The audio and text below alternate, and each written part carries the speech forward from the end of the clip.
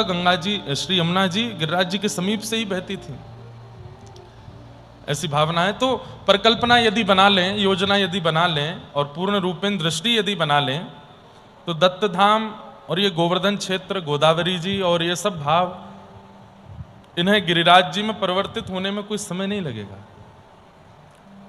अष्ट सखाओं का यहां आगमन होना कथा के माध्यम से इस बात का प्रमाण है कि गोवर्धन रूप में विद्यमान है। अष्ट सखाओं की वार्ता कई जगह करने का प्रयास करते हैं पर हो नहीं पाती। बिन गोवर्धन कहीं जाते नहीं, और यहां उनका यह मधुर भाव प्रकट हो रहा है। सूरदास, कुंभनदास, कृष्णदास, तीन चर्चाएं हम लोग श्रवण कर चुके हैं, और अब जिन सखा का चरित्र हम लोग सुनने वाले हैं उनका नाम है नंददास। क्या नाम है? नंददास। बहुत सुंदर चरित्र है आपका, और हम आप सब लोगों को शिक्षाप्रद करने का चरित्र है। एक चीज आपको बहुत विशेष रूप से सब सखाओं की वार्ता में सुनने को मिलेगी, और वो है गुरु कृपा। और गुरु कृपा केवल मैं कहूं अष्ट सखाओं पर ही आपको सुनने को मिलेगी ना, आप किसी भी भगवत प्राप्त भक्त का चरित्र उठाओगे, उसकी गुरु की कृपा का दर्शन उसमें होगा। बिन गुरु कृपा न भव तरहि, यह सिद्धांत अपेल। बिना गुरु के प्राप्त किए भगवत दर्शन बहुत मुश्किल है, बहुत मुश्किल है। कई लोगों ने मुझसे कई प्रकार के प्रश्न किए, मैं उन सबका समाधान यथाउचित अपनी मति से करने का प्रयास करता हूं। जैसे अधिकतर लोगों का ऐसा संशय आता है कि महाराज जी हमारी बाल काल में दीक्षा हो गई थी, हम तो जानते ही नहीं हमारे गुरु जी कौन है, हम तो जानते ही नहीं कि हमारे गुरु मंत्र क्या था, हमारे गुरु जी ने तो हमको कुछ दिया ही नहीं। तो उनसे हम प्रयास करते हैं कि एक बार ढूंढो, प्रयास करो, पूछो कौन है गुरु जी, और फिर उनके पास जाकर के उनसे मंत्र विधि आदि सब समझने का प्रयास करो। क्योंकि दीक्षा ऐसा क्रम है कि वो एक बार ही होता है, वो बार बार नहीं होता। इसलिए पानी पियो छान के, गुरु बनाओ जान के। गुरु बनाने में जल्दी बिल्कुल नहीं करनी है। कोई आवश्यकता नहीं है कि बहुत जल्दी गुरु बनाइए, 60-65 साल तक रुक जाओ तभी बना लेना। तब तक क्या करें? बोले तब तक दिशा ग्रहण करो, उनकी कही गई बातों का पालन करो, उनके बताए गए निर्देशों का पालन करो। सूरदास जी के चरित्र में हम सुनते हैं 36-35 वर्ष की अवस्था में जाकर के दीक्षा हुई श्रीमद् वल्लभाचार्य जी से। कहने का अभिप्राय, कई बार हम लोगों का आकर्षण प्रभाव की ओर हो जाता है, और हम अपने गुरु का प्रभाव देख लेते हैं, और प्रभाव देख करके मन में इच्छा प्रकट कर लेते हैं यही गुरु श्रेष्ठ है। लेकिन प्रभाव बहुत दिन तक टिकता नहीं। कुछ दिन बाद जब प्रभाव विश्राम होने लगता है तो फिर मन में आता है कि इनसे बढ़िया तो उनको गुरु बना लिया होता। और जैसे ही ये भाव आपके चित्त में आता है कि हमारे गुरु जी से बढ़िया तो ये हैं, इनको गुरु बना लिया होता, उसी समय महावैष्णव अपराध आपको लग जाता है। नहीं, पूज्य गोरेलाल कुंज वाले महाराज जी एक बार प्रवचन कर रहे थे, मैं सुन रहा था। उन्होंने एक बहुत अच्छी बात कही कि आज इतने जीवात्मा गुरु समाश्रण ग्रहण करने के बाद, गुरु दीक्षा ग्रहण करने के बाद भी भगवत अनुभव क्यों नहीं कर पा रहे हैं? क्योंकि मनोबुद्धि से अपने गुरु को स्वीकार नहीं कर पाए हैं। किसी अन्य विशेष महापुरुष को देख करके उनके चित्त में यह भाव आ जाता है कि हमारे गुरु जी से थोड़े अच्छे तो ये हैं। नहीं, हमारे गुरु जी चाहे जैसे हैं वो सर्वश्रेष्ठ हैं, ये बात आपके चित्त में सदा रहनी चाहिए। जिनके शरणागति एक बार ग्रहण कर ली है, अब वो चाहे जो आपको बोल दें, आप उस बात से पीछे हटिए मत। कल एक बालक हमको बोला, महाराज जी हमने आपकी प्रेमानंद जी की कथा सुनी और वहां से हमारे मन में आया कि दीक्षा हमको लेनी चाहिए। हमने एक गुरु जी से दीक्षा ले ली और उन्होंने वही बोल दिया, मंत्र भी कोई अलग नहीं था, ओम नमो भगवते वासुदेवाय बोल दिया, कोई ऐसी कंठी तिलक भी नहीं थे। मैंने पूछा संप्रदाय कौन सा है? मतलब उनका कहना था कि दीक्षा लेते समय मैंने नहीं पूछा, बाद में जब आपकी कथाएं सुनने लगा तब मुझे पता चला कि नहीं, चतुर वैष्णव संप्रदाय होती हैं, उनमें से एक संप्रदाय में होना चाहिए, ये है वो है, आदि आदि। वो बालक संभवतः बैठे हों कथा में, उठना नहीं, सुन लो बस। गुरु शरणागति या तो सोच समझ के करनी चाहिए थी, और यदि एक बार हो गई है तो अब चाहे आप महाराज जी का प्रवचन सुनो, चाहे हमारा सुनो, चाहे किसी और का सुनो, सबके बात सुनकर के आप उनके प्रति दोष दृष्टि मत लाओ। हम कह रहे हैं वो कुछ ना भी कहें, केवल कह दें कृष्ण कृष्ण जपो, तो आपके लिए कृष्ण ही महामंत्र है, उस मंत्र को जपने लगिए। हम कह कह करके हार चुके हैं कथा में कि गुरु का गुरुत्व तो प्रधान होता ही है, लेकिन उससे भी ज्यादा यदि शिष्य की निष्ठा है तो कई बार शिष्य की निष्ठा सामान्य गुरु के होने पर भी प्राप्त हो जाती है, भगवत प्राप्ति करा देती है। आप निष्ठा को डगमगाने मत दीजिए, निष्ठा पूरी रखो। इसलिए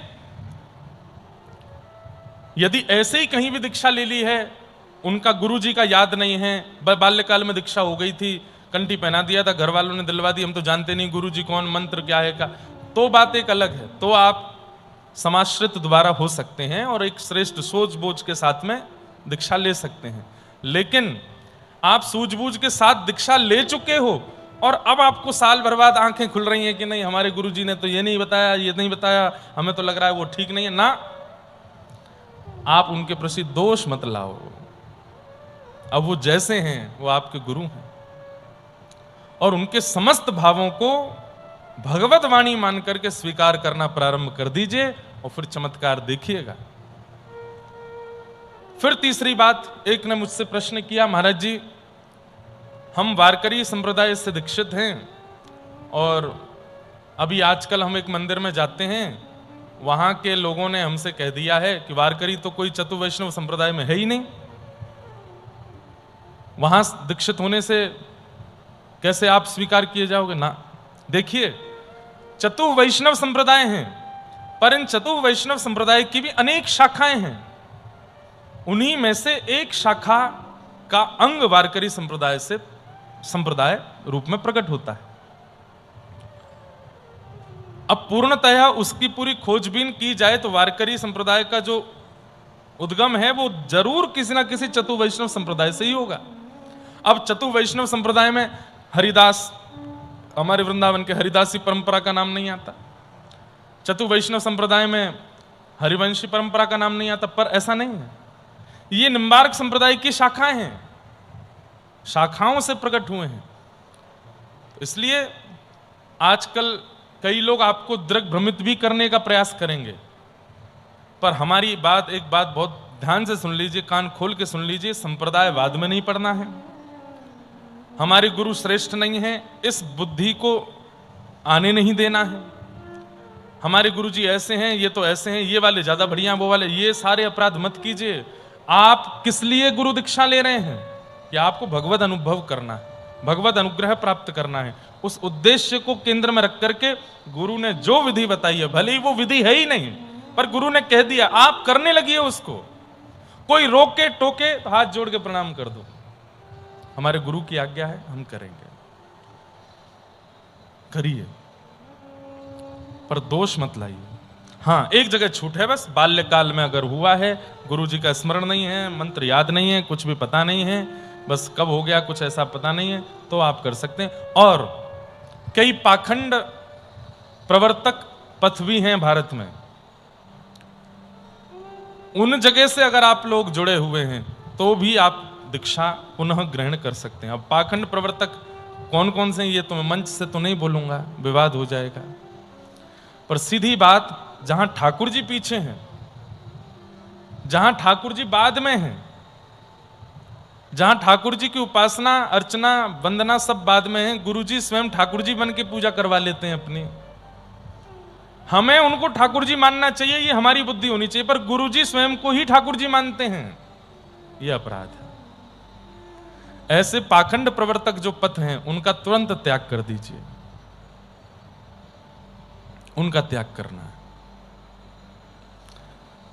हमारे ज्ञानेश्वर माउली नारायण स्वरूप थे, लेकिन उन्होंने कभी अपने आप को नारायण माना नहीं।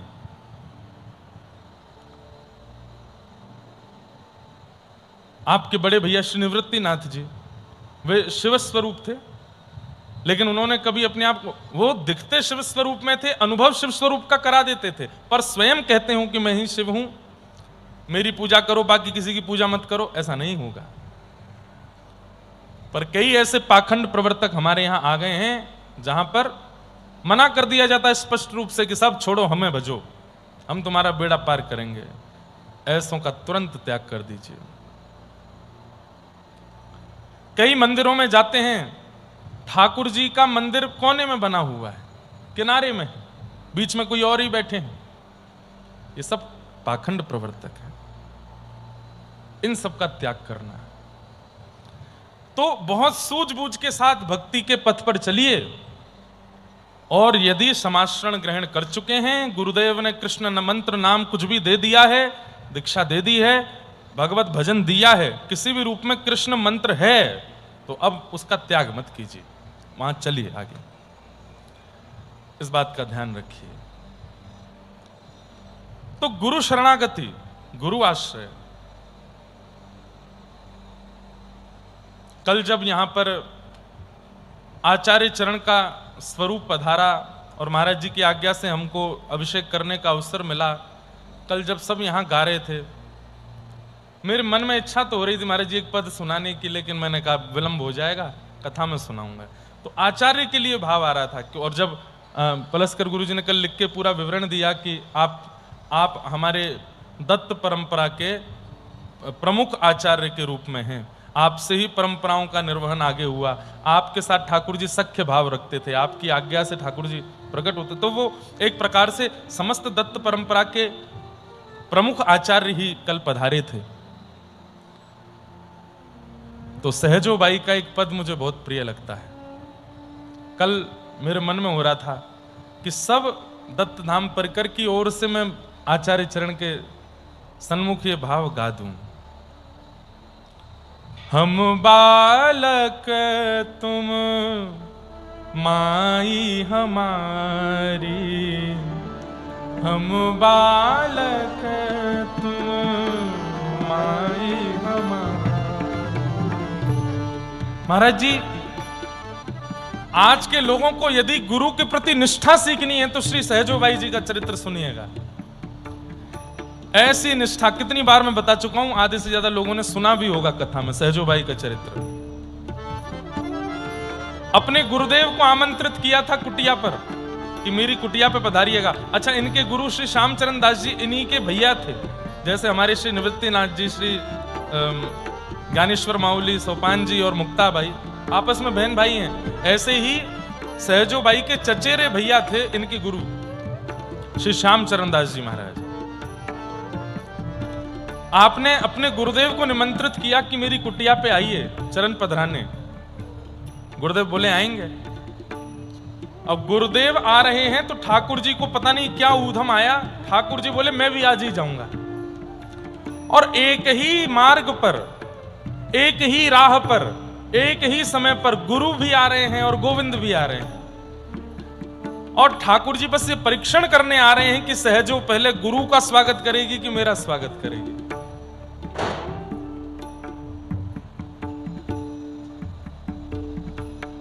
का भयो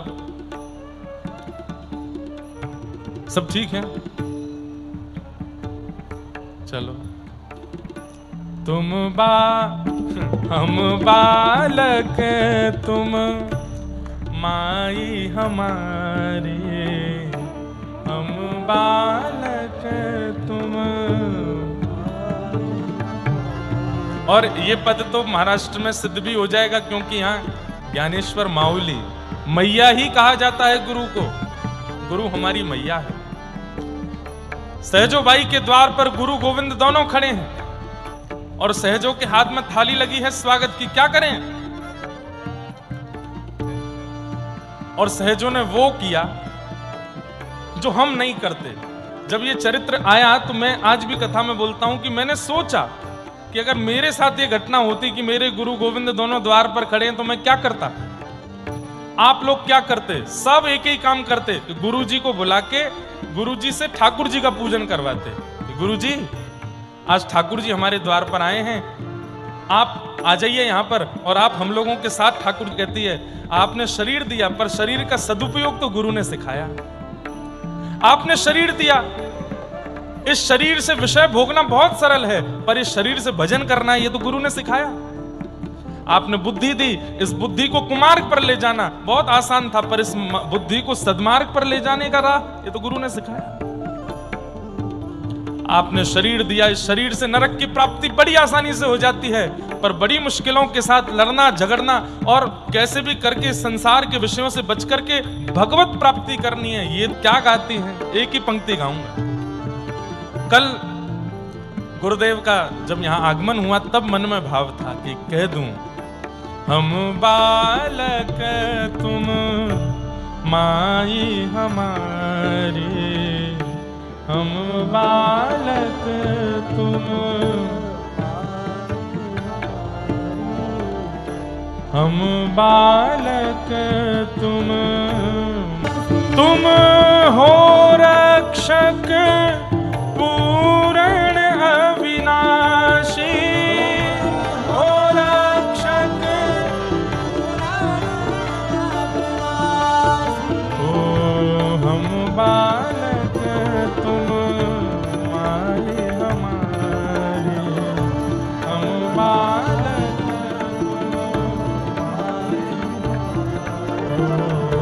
हम बालक तुम माई हमारी, हम बालक हम बालक तुम, हम बालक तुम माई हमारी। तो गुरु के प्रति अनंत विश्वास बनाओ। और एक अंतिम बात कह के मैं नंददास जी के चरित्र में प्रवेश करूं। दीक्षा हो गई है, मंत्र भी मिला है, कंठी भी मिली है, थोड़े बहुत नियम भी बता दिए हैं, लेकिन अब आपको लगने लग गया है कि नहीं, हमारे गुरु जी ने तो ना बढ़िया से मंत्र दिया, ना बढ़िया से हमको कुछ दिया। प्रयास करो कि आपकी निष्ठा बने, फिर भी नहीं बन पा रही है, गुरु चरणों में जाकर के क्षमा प्रार्थी होके अपने शिष्यत्व को गुरुदेव के चरणों में विसर्जित कर दो। और उसके बाद प्रतीक्षा करो, ठाकुर जी से कहो मेरे से अपराध तो बना है, मैंने गुरु पाकर के भी उनके प्रति भाव जागृत नहीं किया, आप कृपा कीजिएगा। भाव जागृत नहीं हो रहा, जबरदस्ती रह रहे हैं, ये भी नहीं करना। भाव तो जागृत होना चाहिए, नहीं हो पा रहा है तो आप अपने भाव का त्याग कर दो और गुरुदेव से क्षमा मांग करके ठाकुर जी से कहो उचित दंड जो हो मुझे दीजिए, और लगे मैं योग्य हूं तो उचित गुरु प्रदान कीजिए। कुभाव के साथ गुरु संग रहोगे तो इतने अपराध बन जाएंगे, इतने अपराधों के तले दब जाओगे। तो अष्ट सखाओं में विशेष भाव यह है कि इनको सखा बनने का गुरु नवदा भक्ति में से कुछ तो देगा। श्रवणम कीर्तनम विष्णु स्मरणम पाद सेवनम अर्चनम वंदनम दास्यम सख्य आत्मनिवेदनम, इन आठों में से किसी एक का आपको गुणी बना देगा गुरु। गुरु प्राप्त होने के बाद कथा सुनने में बहुत रुचि होने लग गई है तो समझो गुरुदेव ने श्रवण भक्ति दी। गुरुदेव प्राप्त होने के बाद कीर्तन में खूब मन लगने लगा है तो उसका मतलब गुरुदेव ने कीर्तन भक्ति दी। गुरुदेव मिल जाने के बाद याद बहुत आती है वृंदावन की, धाम की, ठाकुर की, कथा की, सबका स्मरण ही रहता है और याद में बस रोते ही रहते हैं। तो गुरुदेव ने विरहा भक्ति दी है। गुरुदेव मिल जाने के बाद ठाकुर जी की सेवा घर में बड़े आनंद से होने लग गई है तो समझो गुरुदेव ने पाद सेवनम, चरण सेवा दी है ठाकुर जी की। गुरुदेव मिल जाने के बाद में ठाकुर जी की सुंदर सुंदर यज्ञ अनुष्ठान अर्चनाएं होती हैं तो अर्चन भक्ति दी है। गुरुदेव मिल जाने के बाद में सुंदर लिखने लग गए हो, गाने लग गए हो तो समझो वंदन भक्ति दी है। गुरुदेव प्राप्त हो जाने के बाद ठाकुर जी स्वामी हैं और मैं उनका दास हूं, ऐसी भावना प्रकट होने लग गई तो दासत्व भक्ति मिली है। गुरुदेव प्राप्त होने के बाद ठाकुर जी के प्रति सखा का अनुभव होने लगा है तो सख्य भक्ति मिली है। और गुरुदेव मिल जाने के बाद तन मन धन जीवन सर्वस्व ठाकुर जी को अर्पित कर दिया है तो समझो नवदा भक्ति एक साथ गुरुदेव ने प्रदान कर दी है।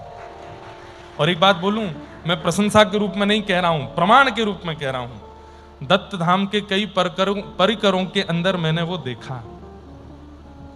सब छोड़ करके दत्त धाम में श्री दत्त प्रभु के चरणों में लगे हैं। इसका मतलब नवदा भक्ति प्रदान कर दी। श्रवण भी है, कीर्तन भी है। अब यहां देखिए, हर महीने कथा होती है, लगभग हर महीने कथाएं होती हैं दत्त धाम में। सबको श्रवण भक्ति प्राप्त होती है। रोज रात को पंचपदी होगी, 8 बजे दुनिया के किसी कोने में हो पंचपदी होगी। कीर्तन भक्ति प्रदान की, कीर्तन भक्ति के माध्यम से स्मरण भक्ति प्रदान कर दी। ठाकुर जी का स्मरण बनेगा ही बनेगा। और यहां सब लोगों को मौन रहने की आज्ञा विशेष रूप से प्राप्त होती है। इसका मतलब मौन का मतलब क्या है? मननम मौन, मनन करते रहो, चिंतन करते रहो। ठाकुर जी का स्मरण भक्ति हो गई। पाद सेवनम, चरण सेवा। यहां आए हुए वैष्णवों की कैसी सेवा होती है, कैसे जितने भी वक्ता आते हैं, जो भी आते हैं, सबकी खूब सेवा होती है। चरण भक्ति भी प्राप्त हो गई। अर्चनम, वंदनम, दास्यम, सख्य, आत्मनिवेदन, सारे भजन सब नवदा भक्ति एक साथ लगती है। आत्मनिवेदनम का मतलब सब छोड़ हरि भज। और यहां ज्यादातर आपको ऐसे परिवार मिल जाएंगे जो सब छोड़ के यहीं हैं। छोटे छोटे बालक, 15-15, 16-16 वर्ष के बालक 8-8, 9-9 वर्ष से मौन अवस्था में है। कैसे हो सकता है?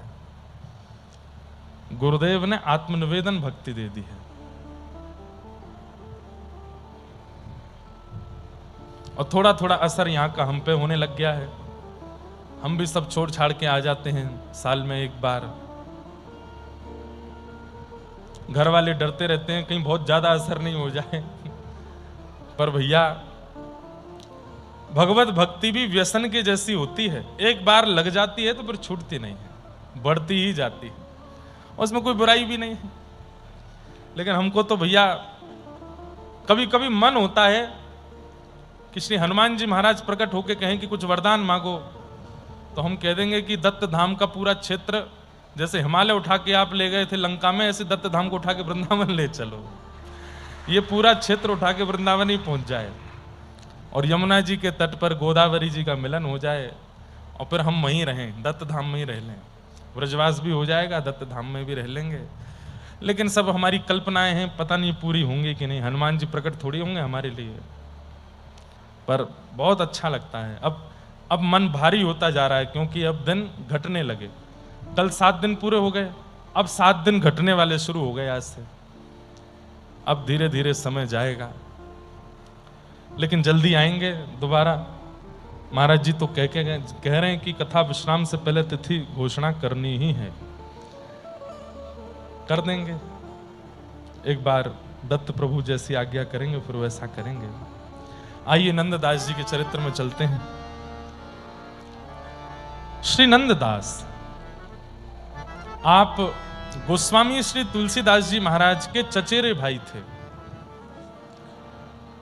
लेकिन उससे भी विशेष बात कि गोस्वामी तुलसीदास जी के आप सगे गुरु भाई भी थे। चाचा के पुत्र तो आप थे ही, लेकिन एक ही गुरु के दोनों शिष्य थे। एक ही जगह काशी में अध्ययन करते थे। तो तुलसीदास जी नंददास जी को अपना गुरु भाई ही बताते थे। चाचा के बेटे हैं ये बाद में बताते थे, ये मेरे गुरु भाई है, ऐसा बताते थे। आप खूब सुंदर कवित्त रचनाएं करते थे। खूब सुंदर सुंदर कविताएं लिखना, भाव लिखना, खूब सुंदर सुंदर अपने विषयों को स्पष्ट करना।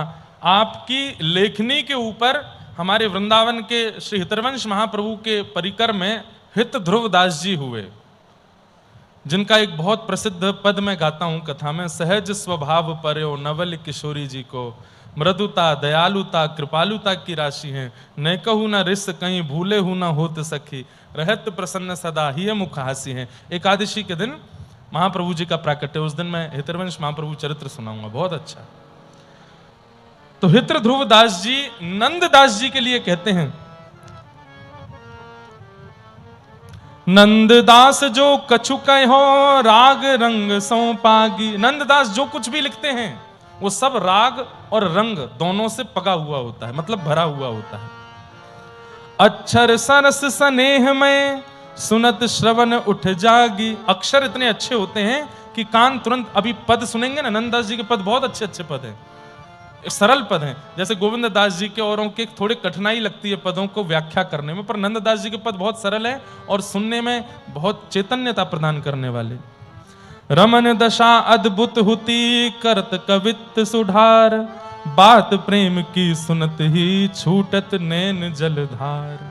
जैसे ही नंददास जी के आप प्रेम के पद सुनोगे, ये ध्रुवदास जी कह रहे हैं, तो आपके नेत्रों से जलधारा छूटने लग जाएगी। बाबरो सो रस में फिरे खोजत नेह की बात, आछे रस के वचन सुनी वेग विवश हुए जात। कोई रस में फिर रहा हो, श्याम सुंदर प्रियतम को ढूंढ रहा हो, वो नंददास के अगर पदों का आश्रय ले ले तो उसको ठाकुर जी का अनुभव हो जाएगा। ऐसा हित ध्रुवदास जी ने आपके लिए कहा है। तो श्री नंददास जी, आप काशी में अपने गुरुदेव के यहां पढ़ रहे थे। आपका जन्म हुआ, जन्म के पश्चात माता पिता ने गुरुकुल पढ़ने के लिए भेजा। वहीं आपको आपके चचेरे भाई श्री गोस्वामी तुलसीदास जी मिले और वहां अच्छे से पठन पाठन चल रहा था। एक दिन की बात, गुरुदेव जब प्रवचन करते थे तो उस प्रवचन को नंददास जी सुनते थे। यदि उस प्रवचन में ज्ञान वैराग्य की बात होती थी तो नंददास जी की इतनी रुचि नहीं बनती थी, लेकिन जैसे ही उस प्रवचन में कभी कभी उदाहरण के रूप में गुरुदेव यदि वृंदावन की चर्चा करते थे कि श्री कृष्ण वृंदावन की लीला में एक ऐसी लीला करते हैं, तुरंत नंददास जी का मानो जैसे जन्म जन्मांतरों का संबंध हो ठाकुर जी से।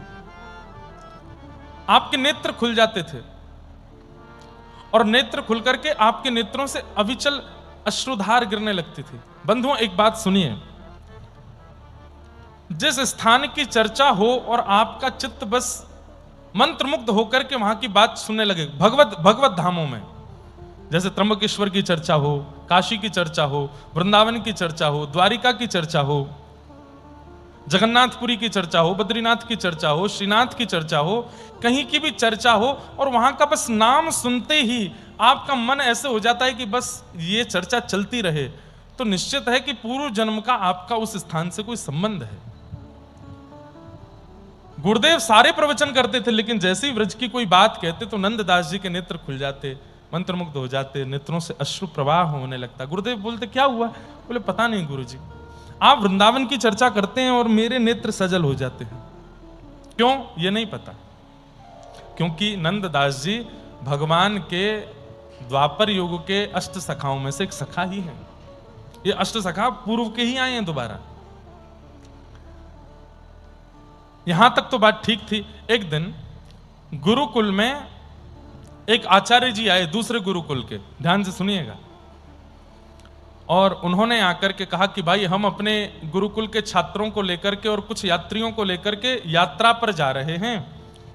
तो कैसी यात्रा है? बोले, काशी से अयोध्या जाएंगे, अयोध्या से वृंदावन जाएंगे, वृंदावन से और फिर हम द्वारिका जाएंगे, द्वारिका से फिर पुनः वापस आ जाएंगे। आपके आश्रम से, छात्रावास से कोई चलना चाहे तो बता दीजिए, हम ले जाते हैं। उस समय ऐसे ही यात्रा होती थी, कोई एक यात्रियों का दल निकलता था, उसी में सब लोग हो लेते थे, अपने अपने तरीके से कोई नहीं जाता था। बैठ जाओ, सब शांति से विराज जाओ। तो जब ये कहा गया कि आपके यहां से कोई चलना चाहे तो बता दो, दो चार बालक और कुछ बड़े आचार्य जन तैयार हो गए। तो नंददास जी गए गुरुजी के पास, बोले गुरुजी मैं भी जाऊं। और नंददास जी को ना अयोध्या जाना था ना द्वारिका, उनको तो वृंदावन देखना था एक बार।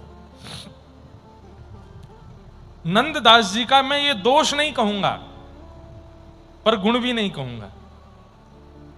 एक उनका स्वभाव था, वो रूप के प्रति बहुत आकृष्ट हो जाते थे। सुंदर रूप यदि उनको दिखता था तो वो अपने वश में नहीं रह पाते थे, बस देखने ही लगते थे। अब सामने वाले को चाहे कितना भी अनुचित लगे, लेकिन वो देखते ही थे। और ऐसे देखने लगते थे ढीठ बन के, ढीठ बोलते हैं बिल्कुल बेशर्म बोल दो, ढीठ बन के देखते थे। और ये लक्षण गुरुजी भी जानते थे और गोस्वामी तुलसीदास भी जानते थे नंददास जी का। तो दोनों को बड़ा डर लगता था कि भाई ये नंददास मन का बुरा नहीं है, लेकिन कभी कभी हमने गंगा घाट काशी में इसको देखा है, ये रूप देख करके ऐसे देखने लगता है कि सामने वाला व्यक्ति बेचैन हो जाता है, कहीं कभी कोई इसके साथ कोई दुर्घटना ना हो जाए, कोई कुछ गलत ना हो जाए। तो इसलिए नंददास जी को बाहर भेजने में गुरुदेव और तुलसीदास जी दोनों संकोच करते थे। आज नंददास जी ने बड़े करुण भाव से गुरुदेव से कहा, गुरुजी क्या मैं यात्रा पे जा सकता हूं? गुरुजी ने तुरंत तुलसीदास जी को देखा तो तुलसीदास जी बोले, नहीं गुरुजी। बोले, देखो नंददास, हमको भेजने में कोई दिक्कत नहीं है, पर तुम्हारा एक लक्षण है, हमको उससे बहुत डर लगता है। भाई समाज संसार है, तुम तो मन के स्वच्छ हो, पर तुम्हारी दृष्टि कई बार ऐसी हो जाती है, सामने वाला कहीं तुम पर आरोप प्रत्यारोप आक्षेप लगा दे तो फिर कहां जाओगे? गुरुजी मैं ध्यान रखूंगा, मैं ऐसा कुछ भी नहीं होने दूंगा जिससे आपके ऊपर कोई बात आवे, मुझे एक बार जाने दीजिए ना।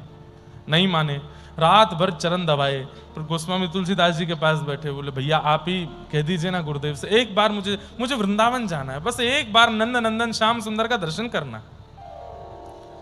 बोले तुम्हारी भक्ति की बात सुनते हैं तो मन करता है भेज दें, लेकिन तुम्हारा स्वभाव गुण जो है उससे बहुत डर लगता है।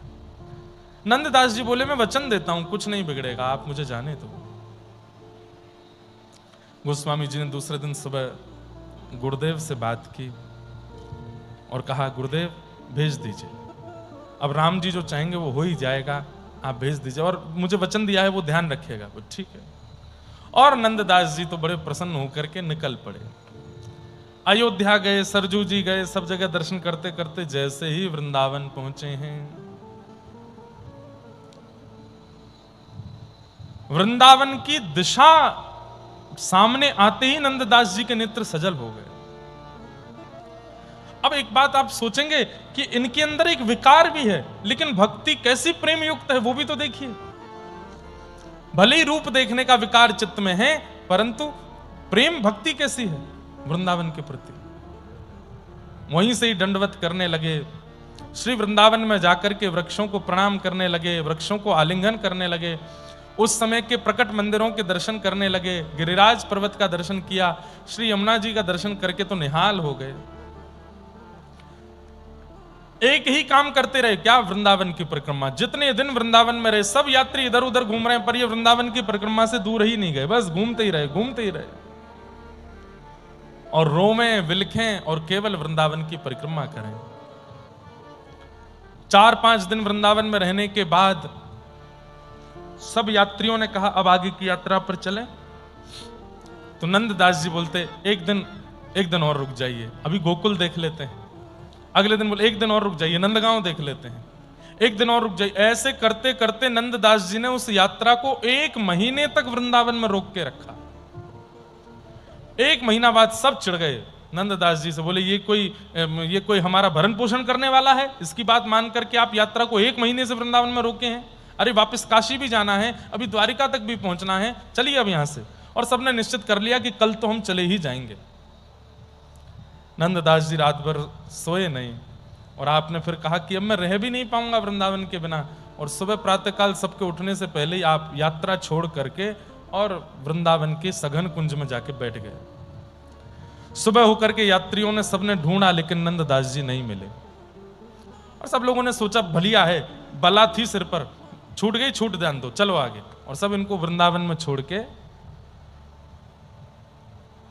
द्वारिका प्रस्थान कर गए। द्वारिका प्रस्थान कर गए। नंददास जी बड़े प्रसन्न हैं, अब वृंदावन में रहते हैं, यमुना जी का दर्शन करते हैं, खूब प्रेम से इधर उधर घूमते हैं, आनंद करते हैं। लेकिन एक दिन यमुना जी के तट पर बैठे बैठे आपके मन में आया कि मैंने बिना गुरुदेव से आज्ञा लिए, बिना अपने आचार्य को बताए वृंदावन धाम में रहना स्वीकार किया, कहीं इसका अपराध तो नहीं लग जाएगा मुझे। और मूल बात यह थी कि ठाकुर जी का अनुभव नहीं हुआ अभी तक, इसलिए इनको लगा कि कहीं गुरुदेव का अपराध तो नहीं लगा हुआ है मुझे, कि मैंने उनसे बिना पूछे कर लिया। तो इन्होंने तुरंत अपना सामान उठाया और एक क्षण में ही दौड़े। यात्रा ज्यादा दूर नहीं पहुंची होगी, मैं चला जाता हूं, यात्रा में ही दोबारा सम्मिलित होकर काशी जाके गुरुदेव से आज्ञा लेके, नहीं मानेंगे तो मनाऊंगा, पर उनको मनाए बिना वृंदावन नहीं आऊंगा। चले गए। लेकिन स्थिति क्या हुई, ध्यान से सुनना। अब जिस रास्ते से यात्रा वृंदावन में प्रवेश करी थी वो रास्ता इनको पता था। ये दौड़ करके उस रास्ते पे जाएं और दौड़ते दौड़ते दौड़ते दौड़ते शाम हो जाए, और शाम को आकर के क्या देखते हैं, जहां से दौड़ना शुरू किया था दौड़ के वहीं आ गए, यमुना जी के तट पर। स्थिति ये हो गई कि पहले ये वृंदावन का त्याग नहीं कर रहे थे, अब वृंदावन इनको नहीं छोड़ रहा था। बहुत प्रयास किया, अलग अलग मार्गों से बाहर निकलने का प्रयास किया, लेकिन घूम फिर करके ये वहीं आ जाते। मन में विचार किया कि अब तो वृंदावन ही बाहर जाने का निकास मार्ग बंद कर दिया है मेरे लिए, अब मैं क्या करूं। तब आप रज से प्रणाम करते हैं, यमुना जी को प्रणाम करते हुए कहते हैं कि मेरी आगे की गति क्या होने वाली है, या तो उस गति की ओर मुझे ले चलिए, या फिर मुझे स्पष्टीकरण कर दीजिए कि मेरे को जीवन में ठाकुर जी मिलेंगे कि नहीं। अब वृंदावन में रहना ही है तो इसका स्पष्टीकरण किसी घटना के माध्यम से, लीला करिए तो सही मेरे साथ। इस प्रकार रज से, यमुना जी से, ब्रज भूमि से प्रणाम किया। और आप एक दिन भ्रमण कर रहे थे, एक सुंदर कुआं था। कुआं जानते हैं, जिससे पानी आता है। उस कुएं पर जाकर के आप स्नान कर रहे थे। अब बहुत सावधानी से सुनिएगा, क्योंकि असावधानी करेंगे तो इस लीला के प्रति आपका दोष भाव प्रकट हो सकता है। बहुत सावधानी से सुनना। एक कुआं पर आप स्नान कर रहे थे और उस कुएं के सामने एक क्षत्रिय व्यक्ति का घर था। उस क्षत्रिय व्यक्ति की पत्नी छत्राणी वो छत पर खड़े होकर के अपने गीले बालों को सुखा रही थी। और स्नान करते करते नंददास जी की उस पर दृष्टि पड़ी। जैसे ही दृष्टि पड़ी, ये तो देखते ही रह गए उसको। मैंने पहले ही बताया कि रूप देखने का दोष था इनके अंदर, और ये उसको देखते रहे देखते रहे देखते रहे। अब वो तो चली गई भीतर, अब ये बाहर ही बैठे हैं कुआं पर और उसके घर की ओर ही निहार रहे हैं। द्वार देख रहे हैं, खिड़की देख रहे हैं, जंगले देख रहे हैं, छत देख रहे हैं। सुबह से शाम हो गई, लेकिन नंददास जी वहां से हिले नहीं। उस छत्री के घर में एक दासी काम करती थी। वो बार बार अंदर जा रही थी, बाहर आ रही थी। उसने नंददास जी को 3-4 बार देखा। मन में आया कि कौन है, यहां क्यों बैठे। भीतर जाकर के उसने छत्राणी से कहा कि द्वार पर एक बड़े दीनहीन से बैठे हैं और रूप देखने में तो ब्राह्मण लगते हैं, शिखा है, सूत्र है और तेजस्वी भी हैं, पर हमारे घर की ओर ही देख रहे हैं। आप जानती हैं क्या उनको? छत्राणी ने झांक करके जंगले से देखा। बोले नहीं, हम तो नहीं जानते इनको। जाके पूछो क्या बात है। दासी ने जाकर के नंददास जी से पूछा, आप हमारे घर के द्वार पर बैठे हैं, कारण? झूठ नहीं बोला, सत्य बता दिया। बोले अंदर और कौन रहता है? बोले हमारे मालिक मालकिन रहते हैं। और भी कोई है? बोले नहीं, बस मालिक मालकिन हैं, उनके पिताजी वृद्ध और उनकी वृद्ध माता जी हैं। अच्छा, मैं सुबह स्नान कर रहा था तो ऊपर छत पर कोई बाल सुखा रही थी, वो कौन थी?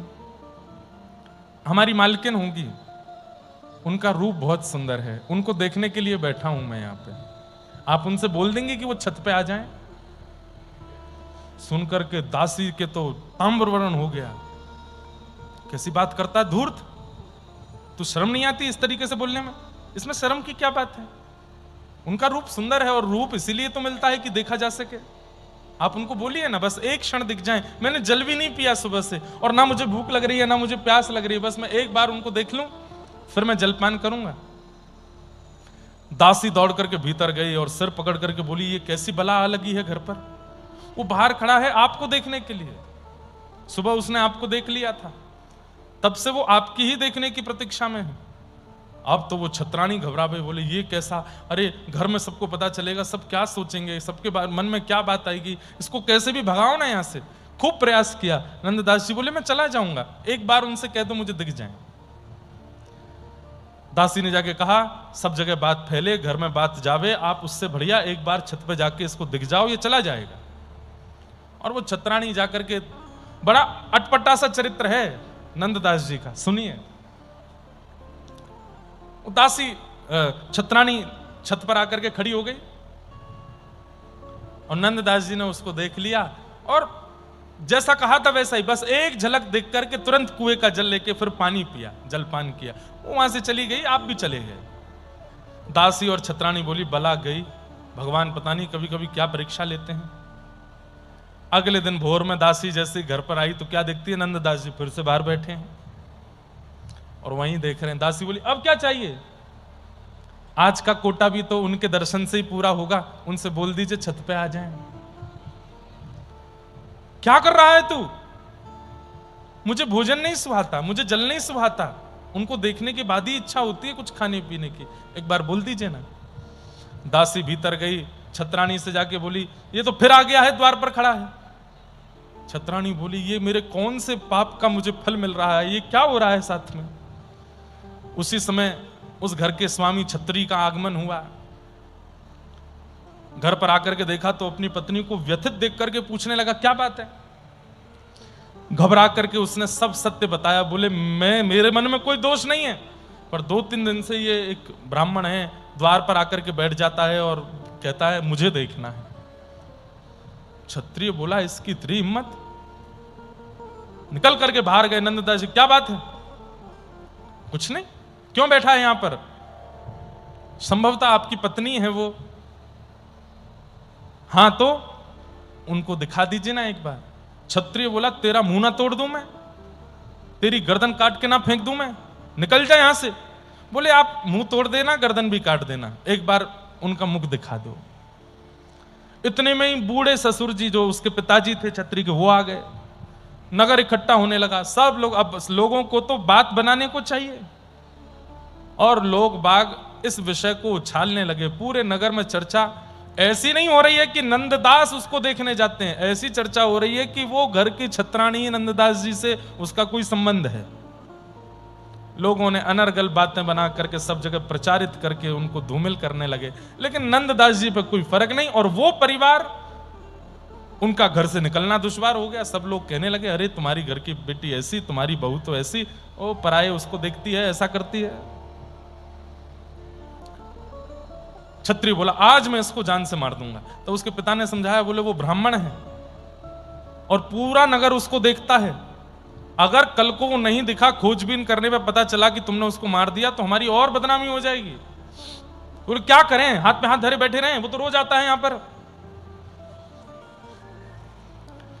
छत्राणी का रो रो के बुरा हाल, वो घर से नहीं निकलती है।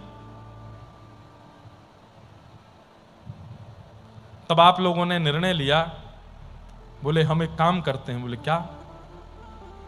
हमारे गुरुदेव गोसाई श्री विठलनाथ जी गोकुल में विराजते हैं। देखो ठाकुर जी कभी कभी गुरु आश्रय कैसे करवाते।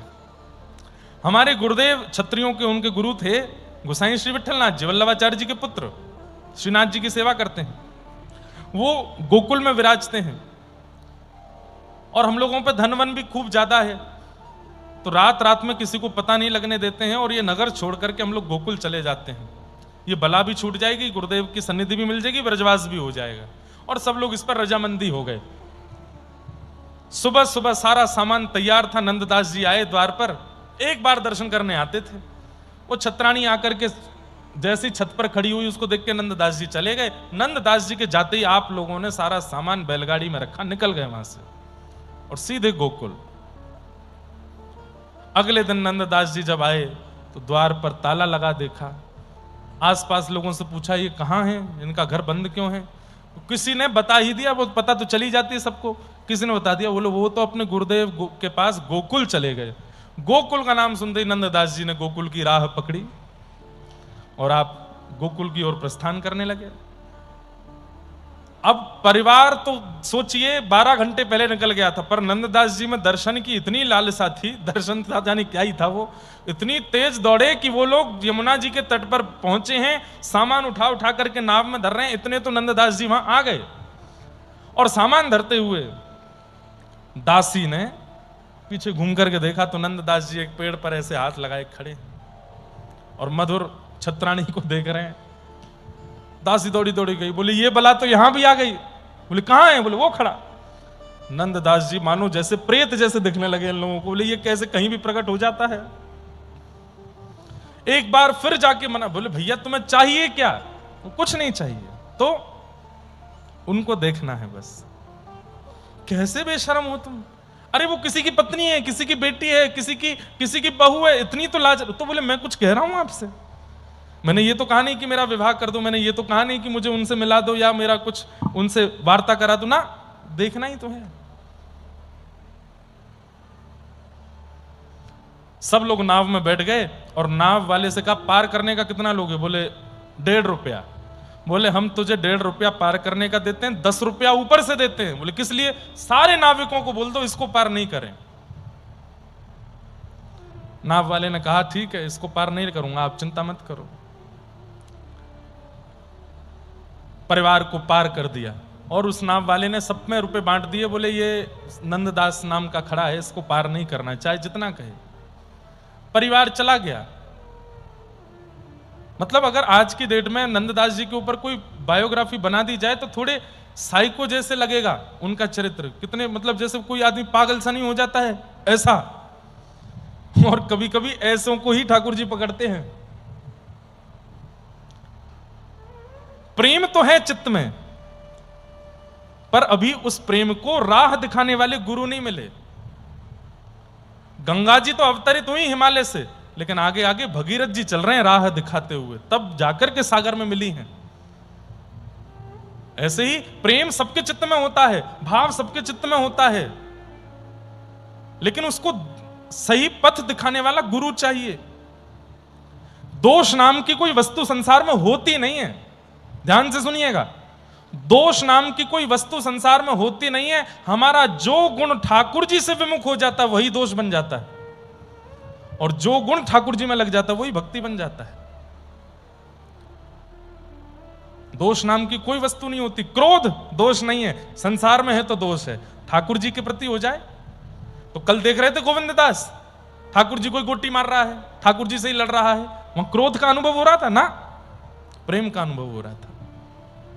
मोह यदि दोष है तो कब है? जब संसार में है, लेकिन वही भजन में है तो वो दोष नहीं है।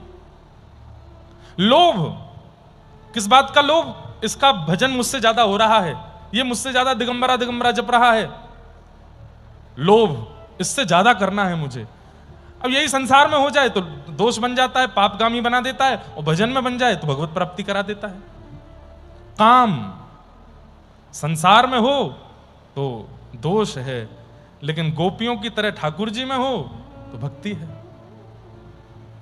तो दोष नाम की कोई वस्तु है नहीं, बस हमारा जो गुण संसार में है वो दोष है, वही गुण ठाकुर जी में है वो भजन है, भक्ति।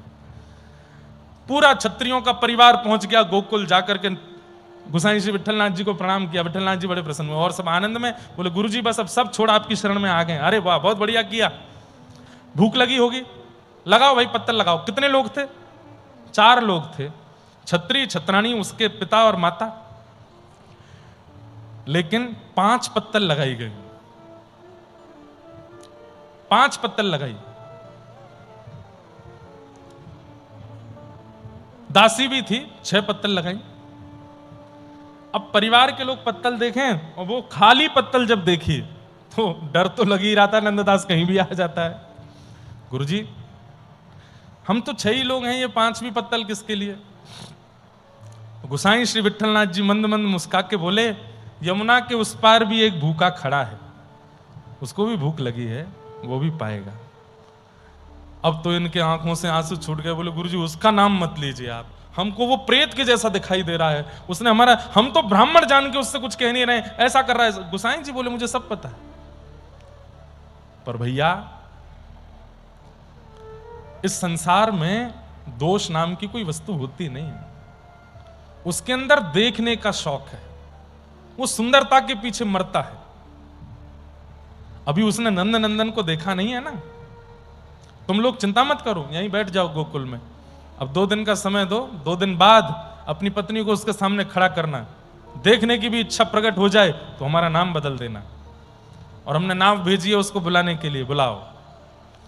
एक नाविक गया, नंददास सुबह से बैठे थे, हाथ जोड़ रहे थे नाव वालों के, कोई भी उनको पार नहीं कर रहा था। तब एक नाविक आया, बोले गोसाई श्री विठलनाथ जी ने नाव भेजी है, तुमको बुलाया है गोकुल, चलो। आप गोकुल पहुंचे, गोसाई श्री विठलनाथ जी के सामने जैसे ही पहुंचे गोसाई जी का दर्शन किया।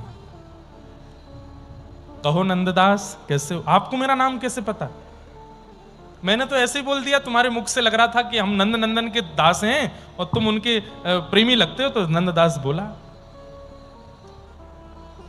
कैसे हो? अच्छे हैं, प्रसाद पाओ। प्रसाद पवाया, चलो आओ तुम्हें दर्शन कराता हूं। और आपने नंददास को ले जाकर के ठाकुर जी के नवनीत प्रियालाल, विश्व के सबसे पहले लड्डू गोपाल, नवनीत प्रियालाल इतने से हैं, अंगुष्ठ मात्र। आज भी नाथद्वार में दर्शन होता है उनका। श्रीमद वल्लभाचार्य महाप्रभु के सेवा के ठाकुर जी इतने से ही हैं बस। और उनकी ही ये झांकी है, शोभित कर नवनीत लिए, घुटरुन चलत रेनु तन मंडित, गोरोचन तिलक किए। जाकर के भीतर गोसाई श्री विठलनाथ जी ने प्रार्थना की, बोले द्वार पर नंददास आया है और रूप देखने की बड़ी आसक्ति है उसमें नाथ, आज ने अपनो मुखार बिंद दिखाए दो।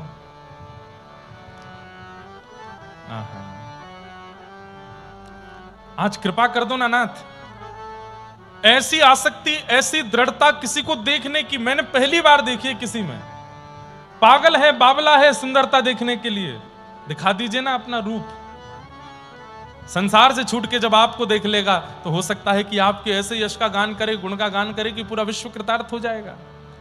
और गोसाई श्री विठलनाथ जी ने 1.5 घंटा श्री नवनीत प्रियालाल जी को मनाया। पलना झूल रहे हैं ठाकुर जी और मनाते हुए कहा, जय जय, बस मैं इसी आशा में खोल रहा हूं दर्शन कि आप उसको अपना रूप लखाओगे। और जैसे ही कपाट खोले हैं, पलना पर ऐसे हाथ में नवनीत लिए और एक हाथ नीचे है, 2 घुटनों पर ठाकुर जी सुंदर यशोदा मैया की चुनरी पहने छोटे से लड्डू गोपाल झूल रहे हैं झूला। और जैसे ही कपाट खुले, नंददास जी ने नेत्र खोल करके सामने देखा। सबको तो लग रहा है कि नवनीत प्रियालाल खड़े हैं, लेकिन जैसे ही नंददास ने देखा, ठाकुर जी दोनों पैर लटकाए झूला पर बैठे हैं और ऐसे नंददास को अपनी ओर बुला रहे हैं। ये झांकी जब देखी ठाकुर जी की अपनी ओर खींचने वाली, नंददास के तो रोम रोम कंपित होने लगे, अविरल अश्रुधार नेत्रों से गिरने लगी। कुछ कहना चाह रहे हैं पर होठ फड़फड़ा रहे हैं, शब्द प्रकट नहीं हो रहे हैं, बस पूरा शरीर कंपायमान होने लगा। आचार्य चरण श्रीमद गोसाई विठलनाथ जी देख करके बोले, नंददास क्या हुआ, क्या दिख रहा है? आहा। तब नंददास जी बोले, मैं गाऊंगा। बोले गाओ। बहुत सुंदर पद है नंददास जी का, सब लोग गाना मेरे साथ।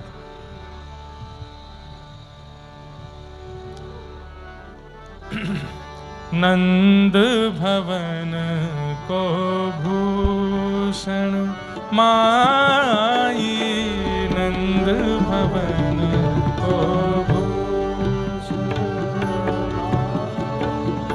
नंद भवन को भूषण माई, नंद भवन को, नंद भवन को भूषण माई, नंद भवन।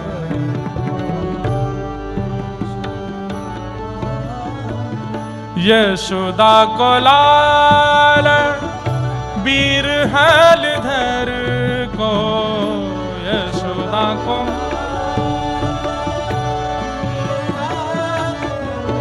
हे यशोदा को लाल वीर हलधर को,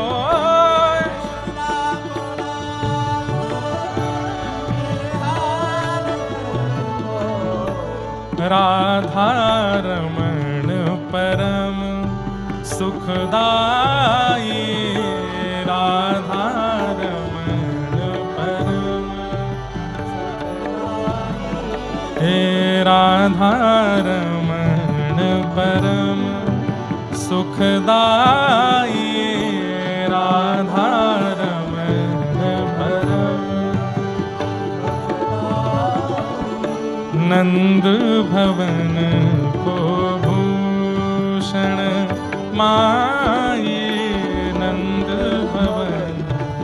बोलो नंद के लाला की जय। नेत्र बंद करके दर्शन करो, जो प्रिय ठाकुर जी की झांकी लगती हो उसकी, और ये पद उनको सुनाओ अपने हृदय में बैठा करके।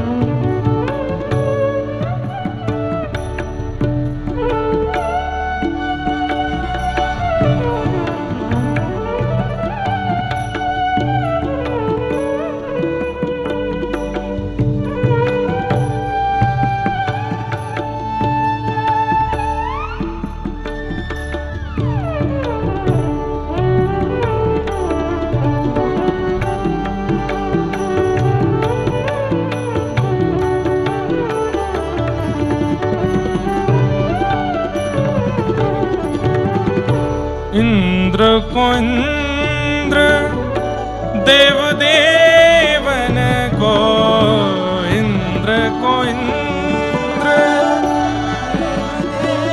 कौन है जो सामने बैठे हैं? इंद्र को इंद्र देव देवन को, इंद्र को।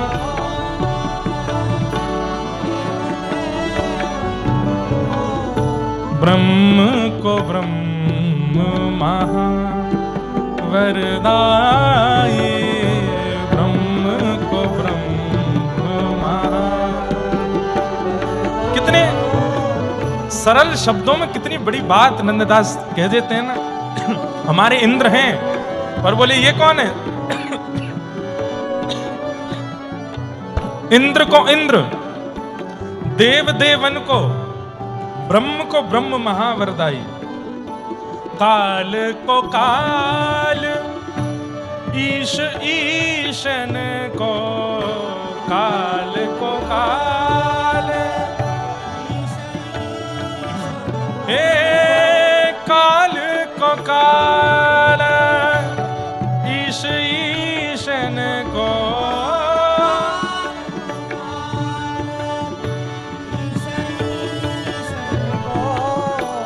वरुण को वरुण महा बलदाई, वरुण को वरुण महा बलदाई, हे नंद भवन को भूषण माये, नंद भवन।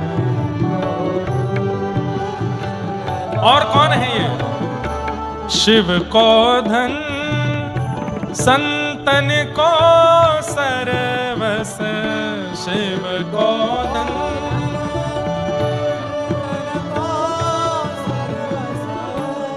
शिव को धन संतन को सरवस, शिव को धन संतन को सरवस। महिमा वेद पुराणन गाई, महिमा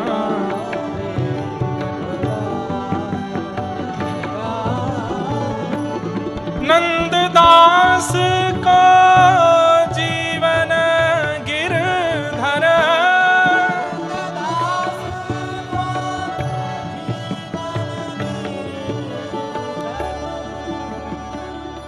हम कथा भी करें, अनुष्ठान भी करें, जप भी करें, त्रिकाल स्नान भी करें, तो फिर हमको ही मिल जानी चाहिए। ठाकुर जी आपको क्यों सुना रहे हैं हम कथा? अरे ऊंचे स्वर में इसलिए गाते हैं ताकि आपकी आवाज सुनाई दे हमको।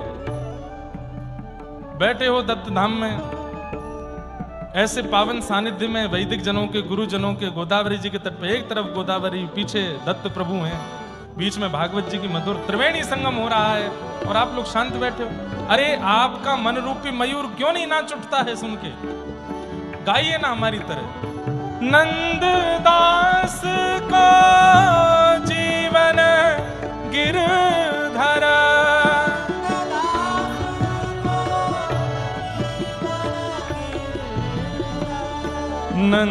नंददास को जीवन गिरधर,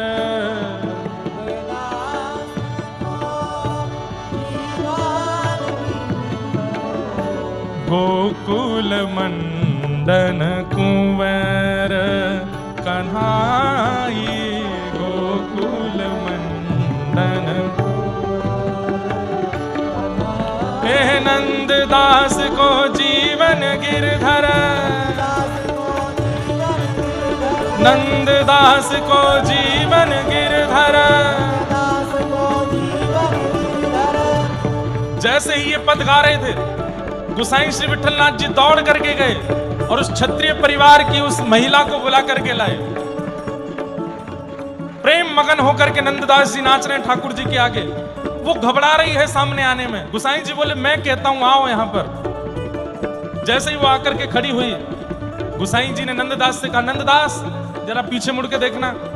पीछे मुड़ करके जब उसी महिला को पुनः देखा नंददास जी ने चरणों में प्रणाम कर लिया और प्रणाम करके कहा, गुरुदेव अब इनके अलावा और किसी को देखने की इच्छा नहीं है। अब ये नेत्रों में बस गए हैं, ये चित्त में बस गए हैं। और उछल करके नृत्य करके गाने लगे, नंददास को जी